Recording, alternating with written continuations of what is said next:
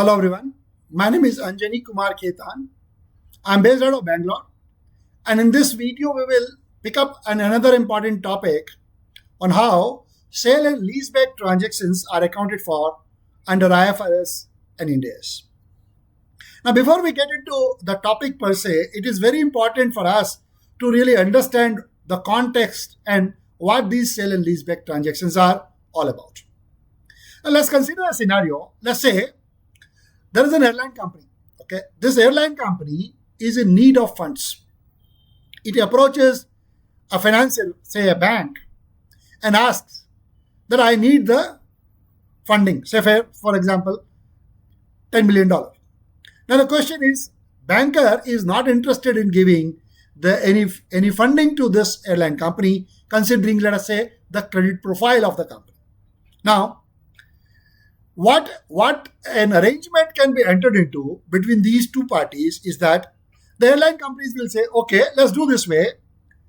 I have the fleet of my aircrafts. I will sell these to you with an understanding that I get the right back to use these aeroplanes in my business subsequent to the sale, which I do to you.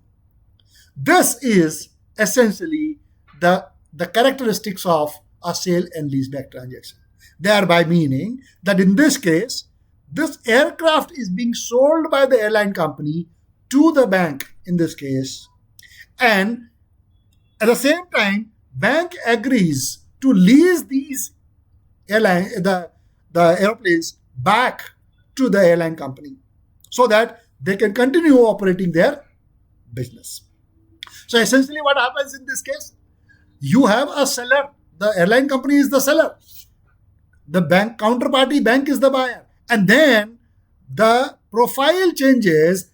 Now this bank becomes the lessor and the airline company becomes the lessee. That means you have a scenario, you have a seller lessee and the buyer lessor. This is the sum and substance of how the sell and leaseback transaction is structured. Now, the more complication, if you were to bring in, it may be possible that the sale which is happening from the airline company to the bank in this case, it may or may not be at the fair value of this particular asset. So, let us say there may be two possibilities, that the sale of the asset, in this case the aircraft, is at a price which is equal to the fair value of the asset. Or it could be a scenario where it is not at the fair value of the asset. Now in this particular video, we will pick up this particular case scenario or a situation wherein an airline company is selling the asset and leasing it back, and the sale was at a fair value of the underlying asset. Now, what happens in this? Perhaps we will pick up one more video after this video, and then this will complete our discussion on the accounting on both the sides, when the fair value is used or not used. Again, as I told you, that in this case, the moment the sale is accomplished, the bank basically leases the asset back to the airline company. So basically the counterparty leases it back to the airline company for a specified period of time by paying agreed lease rental. Now the question is, how these transactions are to be accounted for is something which we will look at in this particular video. Let's see an overview and the background of how the accounting happens. And I'll give you one case study to explain this concept. It's slightly tricky in terms of the calculations, but I have tried to make sure that I simplify the calculation for you, and I'll go slow and explain how the accounting works. Now, before we go into the accounting, as I mentioned, that the sale transaction may happen at a fair value or not at a fair value. Apart from that, there is also an important consideration which we need to consider, is when the aircraft is being transferred by the airline company to the bank, whether this transfer is a sale within the revenue standard IFRS 15 or Ind AS 115? Or is it that it is not a sale? Because the accounting requirement will significantly be different depending upon whether the transfer meets the definition of sale as contemplated under Ind AS 115 or IFRS 15 or not. So we will first look at that context and then I will take you to the case study. The first one where the transaction is at the fair value. So transfer of the asset, in our case that aeroplane, is not a sale. If it does not constitute a sale under Ind AS 115, why? I'll just take you through the key requirement of Ind AS 115 or IFRS 15. What does it say?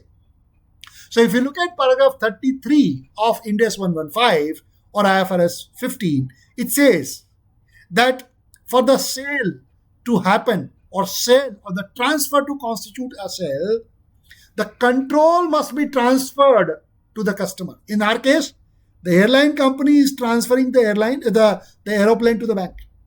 Now, if you say that the sale of these aeroplanes are complete, you need to assess, as required under paragraph 33 of IFRS 15 or Ind AS 115, is that by that transfer, the control on these aircrafts is passed on to the counterparty, the bank.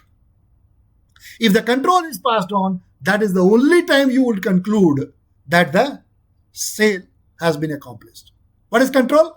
Control has been defined in this paragraph. Control refers to the ability of whom? Of the bank in my example. Ability of the bank or the counterparty in this case to direct the use of that aircraft and obtain substantially all the remaining benefit from the asset. That means what you need to really look at, after the aircraft has been transferred to the bank, who determines, who controls the usage of that? Of course, in this particular case, there is a agreement, parallelly agreed that once the sale is accomplished, the aircraft will be leased back. That's a separate commercial arrangement. But essentially, who controls the transferred asset? If the control is established of the counterparty, the bank in this case, then we will say that the transfer constitutes sale, and therefore the guidance related to scenario where the transaction is deemed to be sale is something which we need to apply. Therefore, if the transfer of the asset, in this case the aircraft, constitute a sale, you will apply the requirements in paragraph 100 to 102. But if it is not a sale or it does not meet the condition of sale, then in that case you will apply the requirement of paragraph 103. Now, assume a scenario where the transfer of the asset it does not constitute a sale. So what happens in this case? You have the airline company, you have the bank, and you are transferring those airlines. But what you are saying, that considering this control test, transfer has not happened, but the bank has given you the money. Then how do you account for that money? Both received and what you have, what this guy have paid, the bank have paid, and what the airline company has received. This is what it says. Because if the sale is not accomplished, then the buyer lessor, this guy, the bank, do not recognize the underlying asset. If the sale has not accomplished, the asset doesn't belong to the buyer, and therefore you will not recognize that asset in your books that you have purchased the aircraft. You will not. Rather, the amount which you have given with the bank, whatever amount the bank has given to the airline company, in this case to the seller lessee, is recognized as a loan given, as a financier. This is the loan which the bank has given to the airline company. So it's a financial asset, a loan given under the financial instruments standard. Correspondingly, this airline will record the transaction as if they have received the loan. They have received the loan. Bank has given the loan, and they have received the loan. So that's what the second point says. Also, the seller lessee, the airline company, they will record the transaction in the nature of a secured loan, that they have got the money by way of giving security of the aircraft. That is the way you will have to do the accounting. That means if the sale is not accomplished, if the control criteria is not met, then in a sale and leaseback transaction, which is to be accounted for under paragraph 103, the seller, the airline company, will record as if it has received a loan. It will record as a financial liability, and the bank who has given the amount will record the transaction as a financial asset. Right? That is the way the accounting will happen. But if the transfer constitutes a sale, then in that case, what happens? The buyer, the bank in this case, the buyer lessor will recognize and record the asset purchased. Sale is complete. So now the asset belongs to whom? Belongs to the bank, the buyer. And therefore, they will record the asset in their books and evaluate the nature of leaseback. The leaseback which you have, the period for which the airlines have been given back, the aircraft have been given back to the airline company. Is it an operating lease or a finance lease? That evaluation has to be done by the bank as the lessor in the sale and leaseback transaction. Right? Depending upon, as we know, operating a lease and finance lease, the determination is based on whether the risk and reward of the ownership has been transferred to the other party or not. So in this case, if the risk and reward have been transferred by the bank to the airline company, then in that case, they will record it as a finance lease, else they will record as the operating lease. Okay, that is the way. So if the transfer of the asset constitutes, the transfer of the aircraft constitutes sale as contemplated under Ind AS 115, then the bank will record the transaction in the books as first asset they have to recognize. They will record that they purchased the aircraft from the airline company, and then they will record the lease component of the leaseback transaction, depending upon whether risk and reward has been transferred to the airline company. So therefore, operating lease versus finance lease, that evaluation has to be done by the bank. Correspondingly, what about the airline company? The seller lessee. In this case, they will recognize the cash, whatever the amount has been received by the airline company from the bank. This is something which is a consideration, essentially, because if the transaction is at fair value, the amount which you have received is the sale consideration for selling the goods, selling the aircraft. Therefore, you will de-recognize, you will eliminate or remove these airlines from your book, the aircraft from your book, and record the received cash which you have received as the sale consideration. And then that is on the first leg of the transaction of the sale. But then on the second leg of the sale and leaseback, you have to record the right of use asset, because in the second leg, the bank is the lessor, but the airline company is the lessee. So if the transaction is in the nature of the finance lease, then the lessee has to record the ROU asset. Okay, so then you will apply the lessee accounting.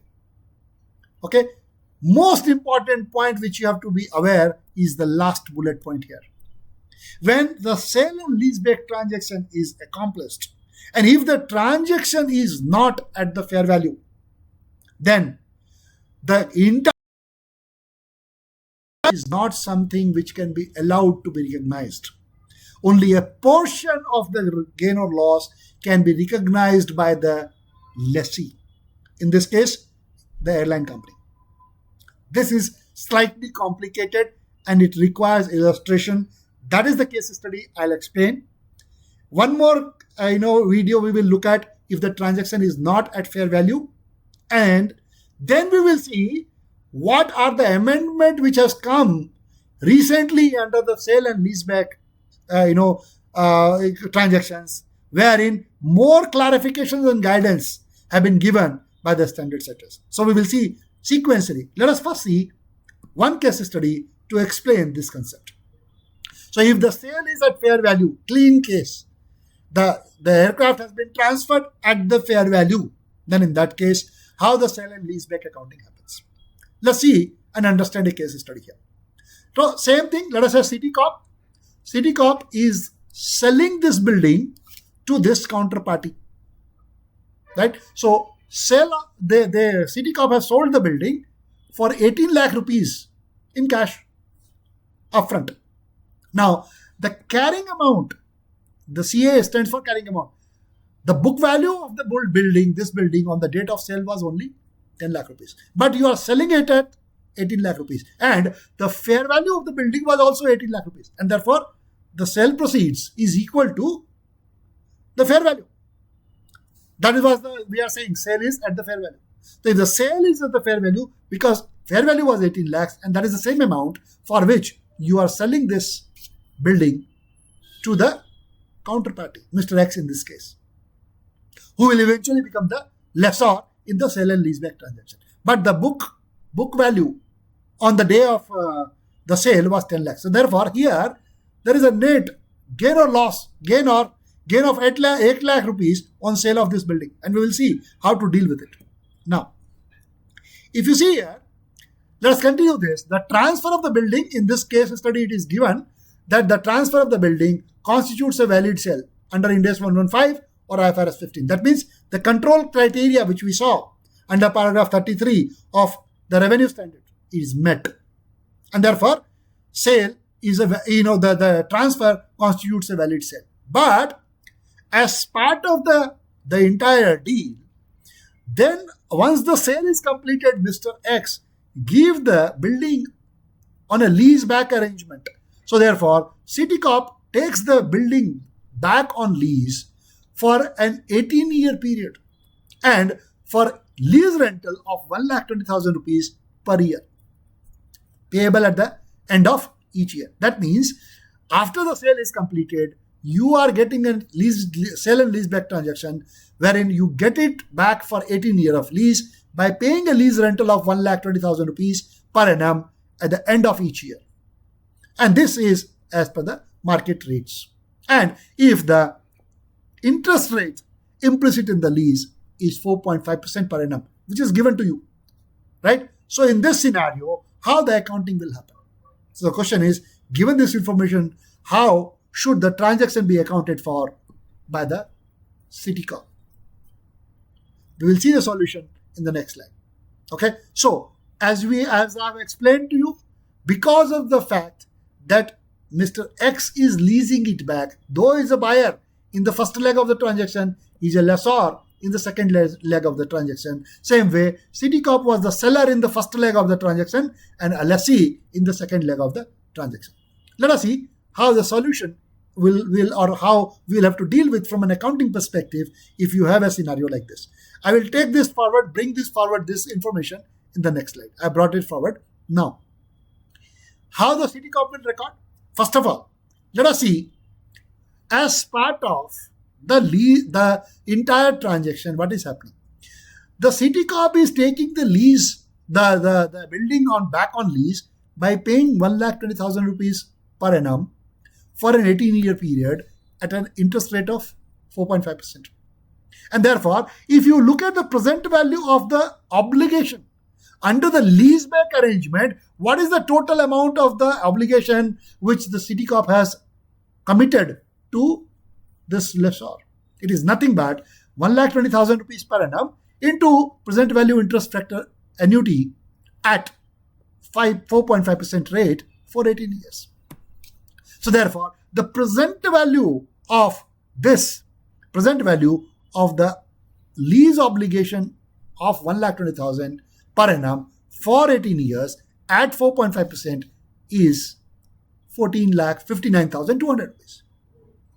Now, as I told you here, how much is the gain? The total gain which you are getting is 8 lakh rupees in this case. I'll come back to this, the second calculation. Now, one thing which you have to understand, this is the total lease obligation under the leaseback which the City Corp has entered into, and they have committed that they will pay. The present value of that obligation is 1459. Now look at on the right hand side. Total gain, I have already told you. Now let us look at on the right hand side. Now what is happening in this case? So essentially, if you look at the sale and leaseback transaction, what is happening? In this entire transaction, at the one end, you are giving the building worth 18 lakhs. But then you are taking back or retaining out of these 18 lakhs, you are retaining to the extent of this 1459, you are acquiring the rights back. So out of 18 lakhs, the present value of the lease obligation is 1459,200. So therefore, by one hand, you are giving 18 lakhs and on the other hand, you are taking it back 1459,200. Therefore, how much you essentially in substance transferred to Mr. X is only the difference between these two. And that is what the calculation you have to understand. So in this case, what is happening? We have to calculate how much is the right which have been transferred by City Corp to Mr. X effectively, considering both the legs of the transaction. So in this case, fair value of the building transferred is 18 lakhs, but you are getting back the right worth 14,59,200, which we computed here. And therefore, what you are transferring to them is only 3,40,800, which is the difference between these two numbers. And therefore, if you look at how much percentage you have retained, how much percentage you have retained and how much you have transferred vis-a-vis this 18 lakhs. So, if you look at this, this will work out to be 81% and 19%. How it is? Basically, 1459,200 divided by 18 lakh is the 81%. And then 340,800 divided by 18 lakh is 90%. So therefore, if you do the simple maths, you are transferring effectively only 19% of the asset because you are getting back balance 81%. This is one way in which you can compute how the rights have been transferred or retained.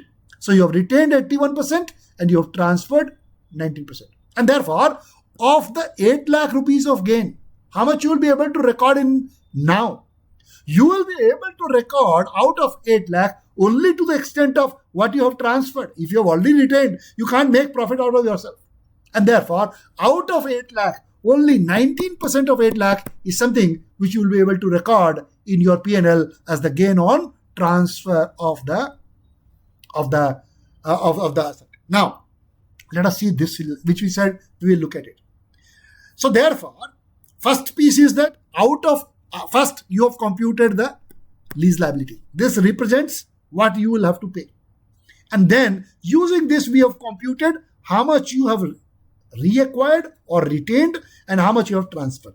Then also, when you are getting into the leaseback transaction, you have to also record your ROU asset. Now, ROU asset will be computed under the sale and leaseback requirement in the standard is this amount, which is your lease liability, as a percentage of carrying amount to fair value. This is the requirement in Ind AS 116 and IFRS 16. That to the extent of this ratio, carrying amount, what is your carrying amount? Carrying amount in your case was 10 lakh rupees. As a percentage of the fair value, 18 lakhs. So 10 divided by 18 in this ratio of this amount is what you will record the ROU asset. This is a requirement in both under IFRS and Ind AS. Now I'll explain to you how the entries will work. The journal entries, how will you record it? Okay. So you will record this much amount. Now, as I already told you, out of the 8 lakh rupees gain, you will only be able to record 19% of 8 lakhs is you will be able to take to P&L. This you can't take to the P&L. That is what, if you see on the left hand side, the calculations will tell you. That out of the 8 lakh rupees, you have to split this 8 lakh into two parts. The one which is right retained via leaseback, that can't be taken to P&L. What can be taken to P&L is only what you have transferred. Only the 19% what you have transferred as we calculated here. So only 19% of 8 lakh, this is the amount which you will be able to take it to the P&L. And therefore, if you sum it all, how the journal entries will look like. Just see this. It's a very simple concept. What happens in this entire deal? If you look at both the legs collectively, what is happening? You are parting with the building. So you have to de-recognize your building. You have to credit building. What are you getting? You are getting cash. How much cash you are getting? 18 lakhs, which is your fair value also. So debit cash to the extent of 18 lakh rupees. Credit building, 10 lakh rupees, the carrying amount. You have to eliminate. How much is the lease liability you have already incurred? This is the lease liability you have incurred. So you'll have to credit lease liability of 1459,200. So you credit building, you credit lease liability. How much is the gain or on sale of leaseback transaction? This gain we have computed 151. What is 151? 151 is nothing but 4667 is nothing but 19% of this amount which you have transferred. And therefore, one way to look at is that this amount is the balancing figure. You can say that. Cash of 18, then you have removed the building, you have computed the lease liability, you have computed what gain or loss you can recognize. In this case, gain of 151. And therefore, balancing figure is 810,667. Now, I have given the calculation. How this 810,667? One way is that you do the balancing figure. Other way is that you do the computation based on the requirement in the standard. The requirement is that the ROU asset will be equal to the lease liability as a percentage of your carrying amount to the fair value.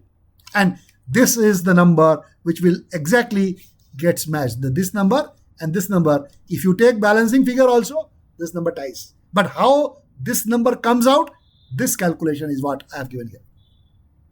So this is the way the sale and leaseback transaction is to be recorded. If there is a sale which is there, first sale transaction, the transfer constitutes sale, and that is at fair value. Now in the next video, what we will see, similar thing is there. The transfer constitutes sale, but the amount is not at fair value. So for example, if the fair value of the building is 18 lakh, but you have got cash of let's say 20 lakh rupees, it is not at fair value. You have got more than what the fair value is. That is something which we will see in our next video. We will continue our discussion on sale and leaseback to look at another scenario when the transaction is or the transfer is not at fair value. Then how the accounting happens? There will be change in the calculations. The journal entries will change, calculations will change. So we will deal with it in the next video. In this particular video, I wanted to cover. To sum it up, cover this point, these points. To sum it all, what we have covered in this video, what is the sale and leaseback transaction? What is the nature of it? Okay, what it entails. Then there are two types of situations envisaged, where in one situation where you have a sale and leaseback transaction which meets the definition of sale. That means control of this asset has been transferred to this guy. If yes, then the accounting like what we saw today, that will happen. But if the control is not transferred, that means sale criteria is not met, then the transaction between these two will be a financing transaction covered under Financial Instrument Standard Ind AS 109 or IFRS 9. That will not be covered as a sale and leaseback transaction under leasing standard. Right? We will continue our discussion on this. This is what I wanted to cover for this particular video. This is some of the list of some of the useful videos which you may find on my channel. Multiple areas of perhaps relevance to all of you, whether it is financial instruments or even Ind AS 117 or IFRS 17. A lot of stuff is there. ESG related, your base erosion and profit shifting, transfer pricing related. There are a lot of stuff is there. Feel free. You can go through the contents in the channel. I hope you will like it. This is the link of my YouTube channel. Please do subscribe to the channel. comment, share to the best what you can do. Whichever way you can help the channel, that will be a real help to me. Thank you. This is what I wanted to cover. And I'll take a pause now. Take care. I'll see you in the next video. Thank you. Bye.